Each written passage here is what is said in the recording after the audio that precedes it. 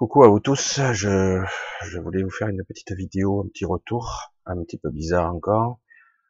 Comme vous le savez, il fait chaud en ce moment, il fait même très très chaud, et donc les nuits sont plutôt perturbées.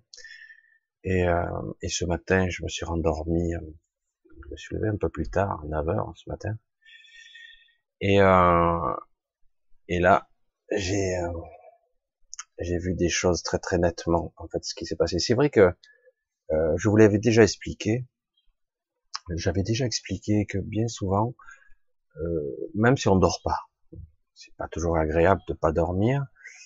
Si le corps se repose quand même, il est plus facile de faire entre guillemets des voyages astraux ou en tout cas une projection de conscience. Pour ceux qui disent que c'est la même chose, c'est faux. Pour pouvoir expérimenter les deux, je vois bien la différence entre les deux. Euh, on est pratiquement en projection de conscience, on est aux deux endroits, on est en bilocation quasiment. Alors que lorsqu'on est en voyage astral, on est que d'un côté. Bref, je rentre dans ce détail. Euh, ce matin, j'ai rien contrôlé, j'ai rien maîtrisé, je me suis retrouvé à un endroit. C'était super bizarre. J'ai rien reconnu. D'habitude, je me retrouve souvent ou dans des villes ou dans des endroits. Ça m'est arrivé de me retrouver quelque part et j'ai réalisé après que j'étais sur une autre planète. Mais là, c'est euh, qu'est-ce qui, j'aurais pas certifié que c'était réel ou pas, mais bon, c'était en tout cas très. D'autant qu'en plus je discutais avec des gens qui avaient des cheveux différents, c'était assez amusant. Bref, je passe à autre chose. Là, je me suis retrouvé dans une sorte d'endroit qui était sous une sorte de dôme et à un endroit et on pouvait sortir. Mais je voyais que la plupart des gens ne pouvaient pas bien respirer, paradoxalement. Alors je dis tiens, l'atmosphère est pas bonne, c'est curieux. Mais évidemment, moi, en étant entre guillemets pas physiquement là, je ne ressentais pas du tout ce genre de sensation. Euh, et donc, je me retrouve à cet endroit, je voyais des gens qui avaient une sorte de, pas le gros respirateur, hein, un petit masque avec une sorte de réserve qui se trouvait juste au niveau du dos, mais vraiment un petit truc. Vous voyez, un masque et un petit truc, pas très gros, juste pour aider, vraiment un truc plaqué. Et comme s'il n'y avait pas assez de densité d'atmosphère, je dis mais pourquoi vivre dans un endroit où il n'y a pas d'air? Et il y avait, je voyais des dômes et des structures verticales assez complexes, pas comme des buildings, euh, avec, je sais pas, on peut pas parler de fenêtres, mais c'était très étrange. Je pourrais même pas le dire, c'est dommage que je sache pas dessiner quand même. Et, alors je dis mais qu'est-ce que je fous là quoi? Il est toujours un petit peu désorientant de ne pas avoir conscience de se trouver à un endroit ou même d'en avoir émis le souhait. Hein. Et parfois, vous vous retrouvez quelque part sans savoir pourquoi vous êtes là. Alors, étant extrêmement conscient, j'ai dit, bon ben là, c'est plus que lucide, je suis là, quoi. Je suis vraiment là. J'ai dit, je me sentais pas en danger particulièrement, je promène. Je rencontre plusieurs personnes qui me sourient et qui me disent, il n'y a pas de problème. Il n'y a pas de problème. Problème à quoi? Je ne sais rien. Et là, je soulève la tête à un moment donné et je voyais le ciel était assez bleu foncé quand même. Et par moments, il était un petit peu turquoise. Alors je dis bon, je sais pas, je suis sur une autre planète, je suis pas où, je sais pas, etc., etc. C'est vrai que c'est assez compliqué de comprendre où j'étais, mais à un moment donné, j'ai eu quand même un gros indice. Un, je me retrouve dans une sorte d'endroit, on m'invite à monter dans une sorte de transporteur, mais ouvert, caréné devant, mais ouvert, décapoté, vu qu'il y a très peu d'air, d'après ce que j'ai compris. Donc je promène et j'avance sur ce qui semble être une route, mais il n'y a pas de rail, il n'y a rien, mais pourtant on sent que c'est une trajectoire bien définie. Je me rappelle plus pourquoi j'avais fait cette réflexion, mais bon, bref. Et j'avais compris certaines choses. Malheureusement, c'est vrai qu'on comprend beaucoup plus de choses lorsqu'on est décorporé que lorsqu'on est ici. Donc on suit, ça trace, ça va très très vite. J'ai pas d'effet de vertige parce que moi, des fois à la vitesse c'est pas trop mon truc. Et là je me retrouve à un moment donné à voir bah, une véritable flotte, une flotte de multiples, de 4 énormes vaisseaux et une multitude de petits vaisseaux euh, de, de la taille, je ne saurais pas dire, parce que franchement, pour moi, c'était des trucs de 10-15 mètres de diamètre, ronds, circulaires, mais structurés, pas forcément aérodynamiques, et des vaisseaux énormes, des trucs, je sais pas, hein, des villes flottantes, quoi. Et le voyage était jalonné de structures, de bâtisses toujours sombres, toujours noires ou foncées, structurées. Alors je comprends pas, j'avais l'impression qu'on me faisait une visite guidée et j'ai visité pendant un bon moment une sorte de alors là c'était pas c'était plutôt aplati, j'ai du mal avec les formes. J'ai visité l'intérieur, je n'avais jamais vu une architecture pareille, pas de technologie apparente. On aurait dit une sorte de granit, non, non, je sais pas comment on appelle ça, ces pierres noires, non, c'est pas du granit. Bref, mais très dense et très solide, très structuré, et beaucoup de personnes immobiles attendant comme stationnant. Je comprends pas le sens, mais je voulais vous parler surtout de ce détail. Je garde le meilleur pour la fin, malgré que les vaisseaux spatiaux, franchement, ça aurait été bien sympa de faire un petit film, quoi. C'est assez spectaculaire et impressionnant. Alors le meilleur pour la fin, à un moment donné, je rebifurque sur une sorte de tunnel, donc je reprends le truc qui permet de voyager, quoi, hein, le véhicule qui est en suspension, là, comme magnétisé en fait, au-dessus du sol, mais je touche pas le sol et je repars à droite et je pars dans le sous-sol, je me retrouve dans un tunnel, hein, on pourrait dire ça, un bon moment, et lorsque je réémerge au bout d'un petit moment, lorsque je remonte, j'ai le plaisir de voir, accrochez-vous bien, c'est pour ça que je me dis, au début je me disais, rien de plus que ce que j'ai déjà vécu, entre guillemets, mais là, c'était la première fois que je voyais ça. Lorsque je remonte, je vois quoi? La Terre. Je vois notre planète. Je dis, on est sur la Lune? C'est quoi cette embrouille? Moi, ça reconnaît. Il y a à aucun moment, je n'ai pu croire ou envisager que j'étais sur la Lune. Bon, la Lune, pour moi, c'est un instrument, un truc avec du sable, des cratères. Bon, par moments, ça pourrait y faire penser, mais globalement, c'était pas du tout comme ça, quoi. Je comprends rien. Alors, je dis, tiens, c'est étonnant. Et là, il y avait 2 autres personnes derrière moi qui se sont mis à sourire. Je dis, ah ouais, quand même. Je dis, mais je comprends rien, quoi. Et c'est ça qui est visiblement la véritable information qu'on voulait me livrer, c'était ça.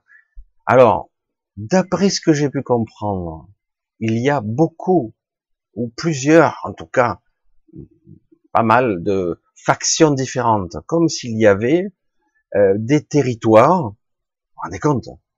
La Lune, c'est un petit astre, je crois que c'est 6 fois plus petit que la Terre. Il y aurait des territoires, c'est-à-dire qu'il n'y aurait pas qu'une base ou qu'une installation, il y aurait aussi d'autres personnes. Pas forcément des personnes bien intentionnées d'ailleurs, mais là, à l'occurrence, j'étais bien accueilli. Alors je dis bon, c'est chaud quand même. À un moment donné, il y a un petit dysfonctionnement cognitif parce que quelque part, ça bug un peu. Je me dis mais c'est dingue quoi. Comment on peut cacher ça avec le matos qui existe aujourd'hui pour voir la Lune? Je veux dire, c'est dingue quoi. Il y a un truc qui cloche. Ou ce que je vois Et c'est là où ils se sont mis à rire. J'ai dit, ben, tu as tout compris. Je dis, comment ça, j'ai tout compris? Il dit, oui. Je dis, mais alors ça veut dire que ce qu'on voit d'en bas n'est pas la vérité. Comment c'est possible? Comment peut-on cacher ça? Je veux dire, il existe des astronomes qui ont un matos assez évolué pour capable de voir la Lune de relativement près quand même. Mais c'est assez étonnant, ils disent oui, mais beaucoup de technologies permettent aujourd'hui de modifier et l'apparence, et attention, accrochez-vous, la perception de ce que je vais voir. Et ça, c'est intéressant parce que ça corrole, vraiment ça permet de comprendre pourquoi je vois des bâtisses, des structures dans certaines villes, des gens qui en sortent comme s'ils sortaient du bureau, alors que les autres ne voient même pas ces structures, et que parfois j'ai l'impression de passer au travers, alors que c'est là. Je dis, mais c'est donc bien une perception de mes sens qui est distordue, et du coup, à un moment donné, on se pose des questions, des doutes sur soi. Je dis, mais c'est là ou c'est pas là? J'ai la sensation de passer au travers quand je me concentre pas. Quand je suis vigilant, je sens bien les mêmes. Et là, j'ai un obstacle. Donc, j'en déduis que il existe un système qui est incorporé dans ces structures, qui est capable de perturber et le visuel, donc mes sens, et en même temps, de perturber ce que je crois faire, ce que je crois bouger. J'ai fait ça. Non, tu l'as pas fait. Tu crois que tu l'as fait. Waouh, ça devient chaud quand même. Quand on peut induire, quand on peut influencer un esprit, je veux dire, mais on peut aller très loin, quoi. Donc en gros, moi la question reste perplexe. Toutes les photos prises sont fausses. Oui. Pour tous les systèmes photographiques, systèmes de vidéo ou de matériel, on verra pas grand chose.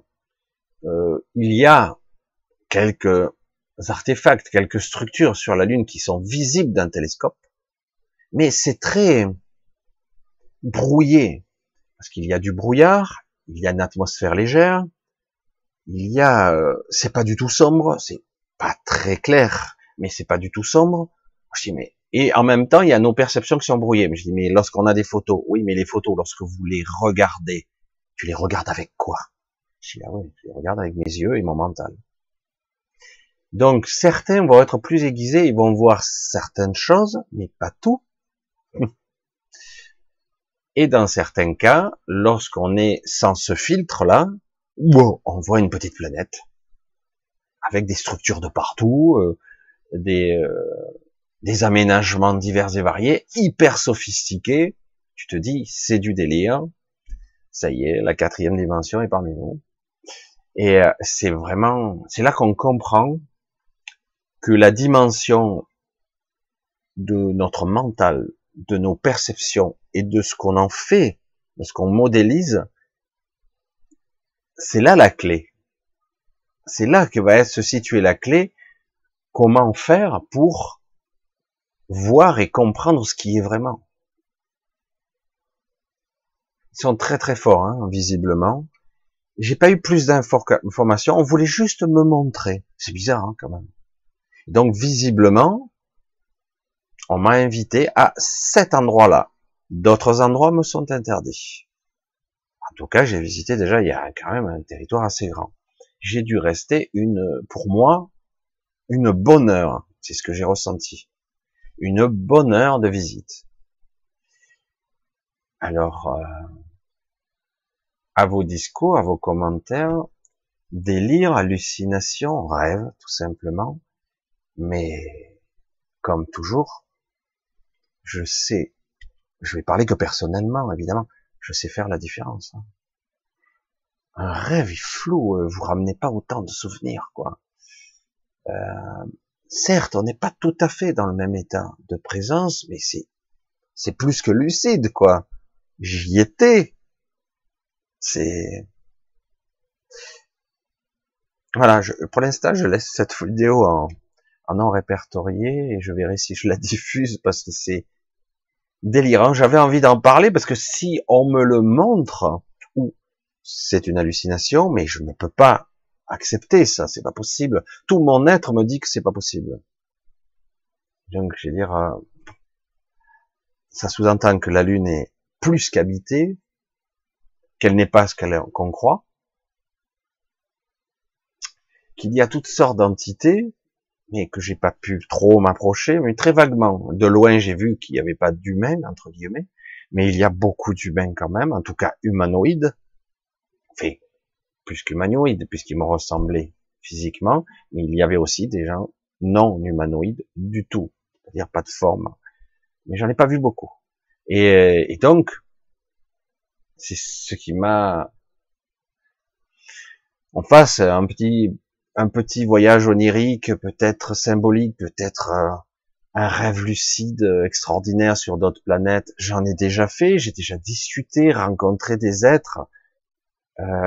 Chaque fois, je me disais, bon, il y a probablement une partie de vrai, une partie peut-être reconstruite par mon mental, parce qu'évidemment, je comprends bien maintenant que l'influence, et puis réellement,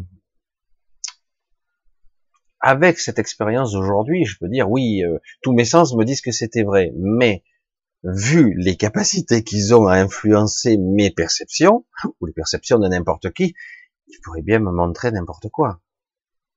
Ça va loin, hein, le raisonnement. Donc, pour l'instant, intéressant, belle expérience, intéressante. Pourquoi certains, d'après ce que j'ai compris, d'entre nous sont appelés ou happés, attirés pour qu'on nous montre ou qu'on on rencontre des personnes. C'est une période assez intéressante. Je suis pas le seul du tout. Et c'est pour ça que je dis tiens, mais quelque part, c'est on nous livre des informations fragmentaires. Je veux dire, ouais, c'est bien beau, mais je fais quoi de ça, moi? C'est intéressant, oui, non. Pourquoi faire? Pourquoi on nous a menti?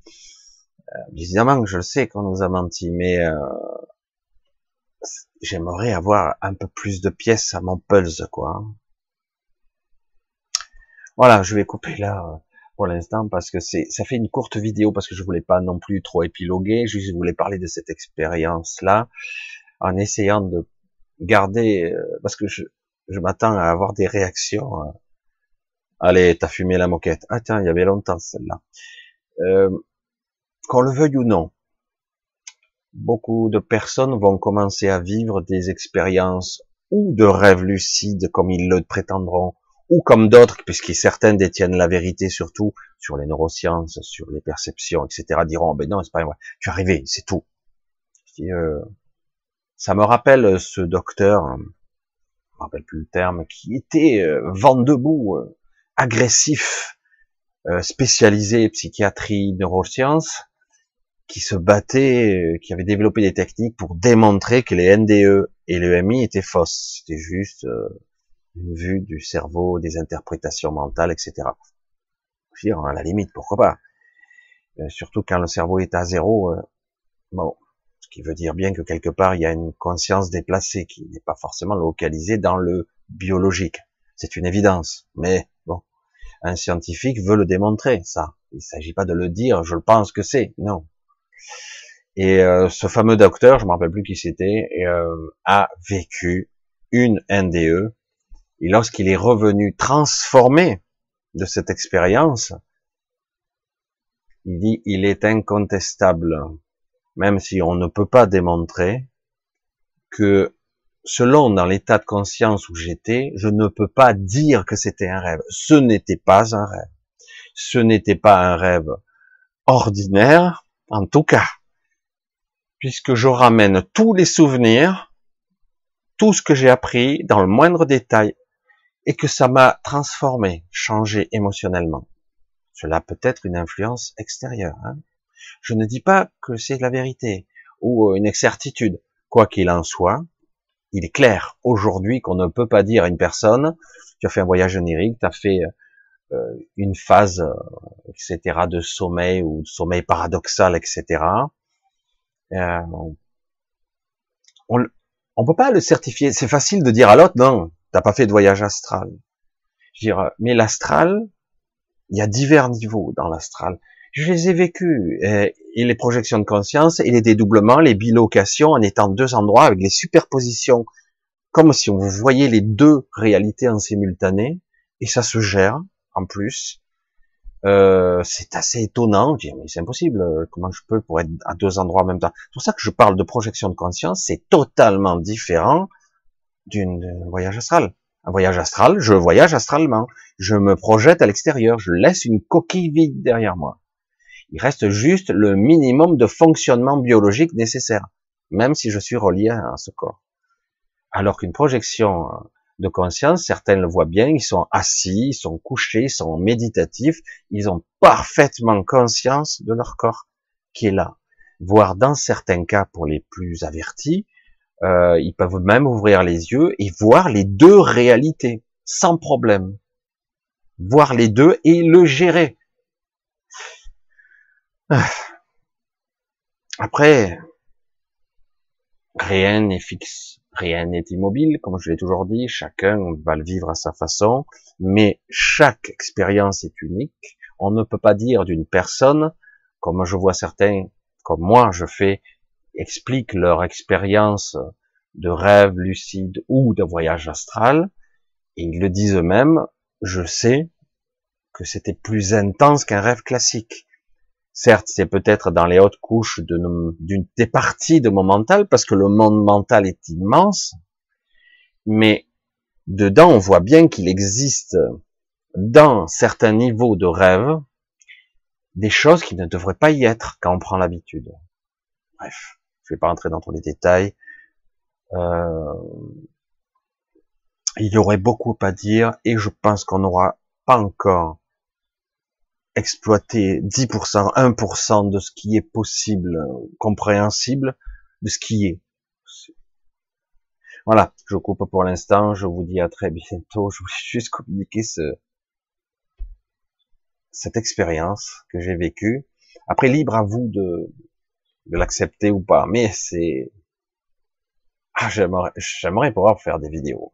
J'arrête pas de dire ça, mais à plus, à très bientôt, bye bye. Juste, je voulais dire, demain soir, il est probable qu'il n'y ait pas de live, puisque je serai pas là. Donc, à plus, à bientôt. Ah ouais, mais si je diffuse pas cette vidéo, on verra. À plus, à bientôt, bye, ciao.